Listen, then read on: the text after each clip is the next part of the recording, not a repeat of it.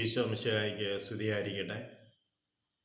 സ്നേഹബഹുമാനമുള്ള മാതാപിതാക്കളെ, സഹോദരങ്ങളെ, ഈ പ്രഭാതത്തിൽ അവിടുത്തെ അനന്തമായ സ്നേഹവും അവിടുത്തെ അനന്തമായ കൃപയും സമാധാനവും നമ്മുടെ മേൽ നിറഞ്ഞു നിൽക്കുവാൻ വേണ്ടി പ്രാർത്ഥിക്കുന്നു.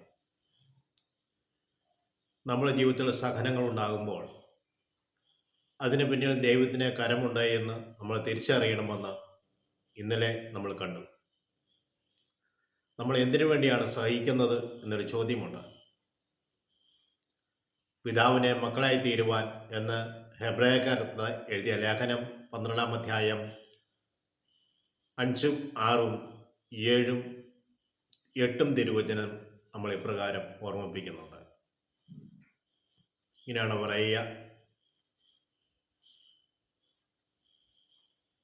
മക്കളെ എന്ന് അഭിസംബോധന ചെയ്തുകൊണ്ട്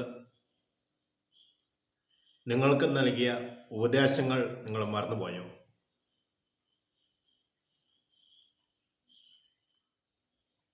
പ്രിയ സഹോദരങ്ങളെ, മക്കളെന്ന് അഭിസംബോധന ചെയ്തുകൊണ്ടാണ് ദൈവം നമ്മൾക്ക് ഉപദേശം നൽകുന്നത്. തുടർന്ന് പറയുകയാണ്: എൻ്റെ മകനെ, കർത്താവിൻ്റെ ശിക്ഷണത്തെ നിസ്സാരമാക്കരുത്. അവൻ ശാസിക്കുമ്പോൾ നീ നഷ്ടധൈര്യനുമാകുകയും അരുത്.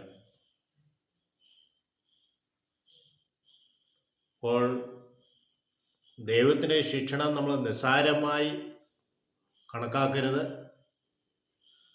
അവൻ ശാസിക്കുമ്പോൾ നമ്മൾ നഷ്ടധൈര്യരായി മാറുകയും അരുത് എന്ന് വീണ്ടും നമ്മളെ ഓർമ്മിപ്പിക്കുകയാണ്. തുടർന്ന് പറയുന്നത്: നമ്മൾക്ക് ലഭിക്കുന്ന ശിക്ഷണം അത് ദൈവമക്കളുടെ സ്ഥാനത്തേക്ക് നമ്മളെ ഉയർത്തുന്നത് കൊണ്ടാണ്. കർത്താവ് ശിക്ഷിക്കുമ്പോൾ അത് അനുഗ്രഹകാരണമായി മാറുന്നുണ്ട്. തിരുവചനം ഇങ്ങനെ പറയുന്നു: ശിക്ഷണം ലഭിക്കാത്ത ഏത് മകനാണുള്ളത്? കർത്താവ് നമ്മളെ സ്നേഹിക്കുന്നത് കൊണ്ട് അവിടുന്ന് ശിക്ഷണം നൽകുന്നു. മക്കളായി സ്വീകരിക്കുന്നവരെ പ്രഹരിക്കുകയും ചെയ്യുന്നു. ശിക്ഷണം ലഭിക്കാത്തതായി ആരാണുള്ളത്? പിതാവ് മക്കളെ സ്നേഹിക്കുന്ന പോലെ ദൈവം നമ്മളെ സ്നേഹിക്കുന്നു. പിതാവിന് ശിക്ഷണം ലഭിക്കാത്ത ഏത് മകനാണുള്ളത് എന്നതുപോലെ പിതാവായ ദൈവത്തിൻ്റെ സ്നേഹം നമ്മളിൽ നിറഞ്ഞു നിൽക്കുന്നതുകൊണ്ട് നമ്മൾക്കും ശിക്ഷണം നൽകുന്നു. അത് മക്കളായി സ്വീകരിക്കുന്നത് കൊണ്ടാണ്. മക്കളായി സ്വീകരിക്കുന്നതുകൊണ്ടാണ് അവർ നമ്മളെ പ്രഹരിക്കുന്നത്. പിതാവിൻ്റെ ശിക്ഷണം ലഭിക്കാതെ ഏത് മകനാണുള്ളത്? നിങ്ങൾക്ക് ശിക്ഷണം ലഭിക്കുന്നില്ലെങ്കിൽ നിങ്ങൾ മക്കളല്ല, ജാരസന്തതികളാണ്. നമ്മുടെ ജീവിതത്തിൽ പല ശിക്ഷണം എന്ന് പറയുന്ന ശിക്ഷയല്ല, അതൊരു ട്രെയിനിങ് ആണ്. ജോലിയിൽ ആദ്യമേ പ്രവേശിക്കുന്നവർക്ക് ഒരു ട്രെയിനിങ് കൊടുക്കാറുണ്ട്. കാരണം എങ്ങനെയാണ് ഈ വകുപ്പിലെ ജോലികൾ പോകുന്നത് എന്ന് അവർക്ക് മനസ്സിലാക്കി കൊടുക്കുന്നു. ഏത് ജോലി പ്രവേശിക്കുമ്പോഴും അവർക്കൊരു ട്രെയിനിങ് ഉണ്ട്. നമ്മൾ മക്കളായി ജീവിക്കുമ്പോൾ നമ്മൾക്കൊരു ട്രെയിനിങ്ങിന് ആവശ്യമുണ്ട്. കാരണം സഹനം സ്വീകരിക്കുമ്പോൾ അത് ദൈവ ചിന്തയോടുകൂടി സഹനം സ്വീകരിക്കണം. ആ സഹനം നമ്മളെ ഉയർത്തുവാൻ വേണ്ടി ദൈവം ഒരുക്കുന്ന ചില പദ്ധതികളാണ്.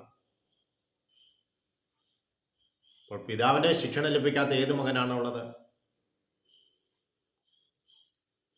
അതുപോലെ നമ്മളെ സ്നേഹിക്കുന്ന സ്വർഗസ്വനായ പിതാവ് നമുക്ക് ശിക്ഷണം നൽകുമ്പോൾ നഷ്ടധൈര്യരാകാതെ ദൈവത്തെ മഹത്വപ്പെടുത്തി ജീവിക്കാൻ വേണ്ടി ശ്രദ്ധിക്കുക. സ്നേഹമുള്ളവരെ, ദൈവം നൽകുന്ന സഹനങ്ങൾ അത് അനുഗ്രഹകരമായി മാറും. എന്നെ ശ്രവിച്ചുകൊണ്ടിരിക്കുന്ന ഏവരുടെ മേലും ദൈവത്തിൻ്റെ ആത്മാവിൻ്റെ അഭിഷേകം ഉണ്ടാകട്ടെ എന്ന് പ്രാർത്ഥിക്കുന്നു. ജീവിതത്തിൽ സഹനം ഉണ്ടാകുമ്പോൾ നഷ്ടധൈര്യരായി മാറാതെ ദൈവത്തെ സ്തുതിച്ചും ആരാധിച്ചും മഹത്വപ്പെടുത്തിയും അവൻ്റെ വചനമനുസരിച്ച് ജീവിക്കുവാൻ വേണ്ടി തയ്യാറാകുമ്പോൾ വലിയ അഭിഷേകം നമ്മൾ വന്ന് നിറയും. ശ്രമിച്ചുകൊണ്ടിരിക്കുന്ന എല്ലാ മക്കളുടെ മേലും ദൈവത്തിൻ്റെ ആത്മാവ് വന്ന് നിറയട്ടെ എന്ന് പ്രാർത്ഥിക്കുന്നു. ഞങ്ങളുടെ അമ്മ ആശ്രയ മാതാവെ, എല്ലാ മക്കൾക്കും വേണ്ടി, സഹനം സ്വീകരിക്കുന്ന എല്ലാ മക്കൾക്കും വേണ്ടി പ്രത്യേകമായി മധ്യസ്ഥം വഹിക്കണമേ. പിതാവിനും പുത്രനും പരിശുദ്ധാത്മാവിനും സ്തുതി. ഈശോ മിശിഹായ്ക്ക് സ്തുതിയായിരിക്കട്ടെ.